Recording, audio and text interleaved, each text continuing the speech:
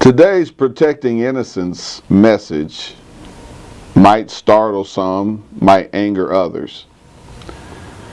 I have seen about 8 segments on Facebook today about the rioting that's taking place in Baltimore, Maryland. Interesting situation. America is in trouble.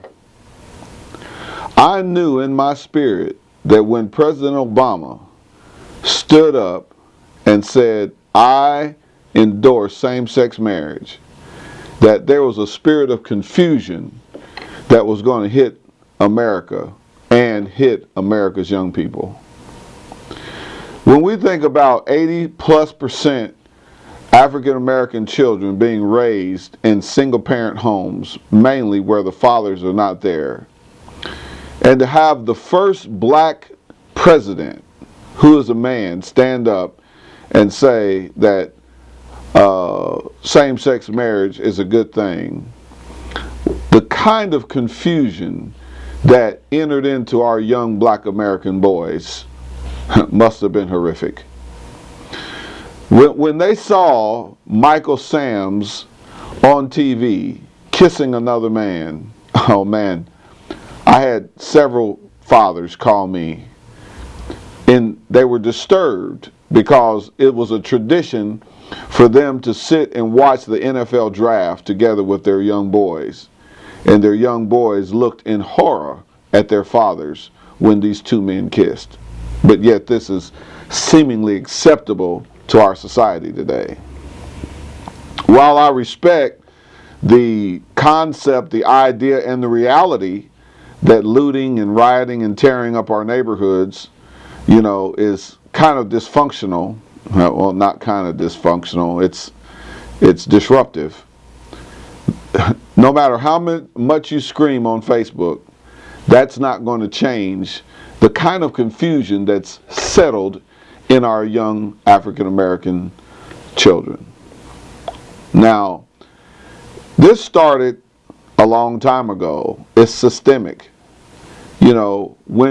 When funding cuts come, they take money out of the black community. When funding cuts come, programs are taken away from African American communities, programs particularly that benefit young people. So all the screaming, a little bit, it's a little too late, and a little bit of nothing, to be honest with you, because what we should have been doing a long time ago was taking to the streets and saying, wait a minute, Mr. President, we're not going to subject our children to perversion. And my recommendation is, if they put normalization of same-sex relationships in our schools, let's take our children out of the schools. $8,500 per student. You take 1,000 students, or 10,000 students, or 50,000 students out of American schools and put them in private schools or home schools or chartered schools. They'll start rethinking how they're pushing these agendas down America's throat, as if we have no more Constitution in America.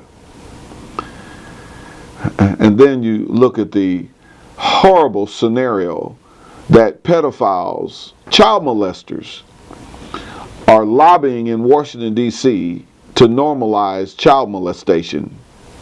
Parents, you can scream all you want to when these things happen. The greater work needs to take place every day with your involvement in the life of your children and in the life of political processes, to say, hold our political leaders accountable. You cannot just make us do anything. You cannot. So, the citizens of America, we now stand on the brink of total disaster. As long as this inequality, or as long as this perversion is pushed, America is going to explode in chaos and mayhem. We are not going to accept perversion being pushed down our children's throat, pushed down our community's throat, and telling us what we have to believe. Well, folks, you decide. But I say no, and many of you would agree. But it's got to go beyond Facebook. It's got to go beyond the video. We've got to get out in the streets. We've got to go to the polls. We've got to say no. God bless you, and God bless America.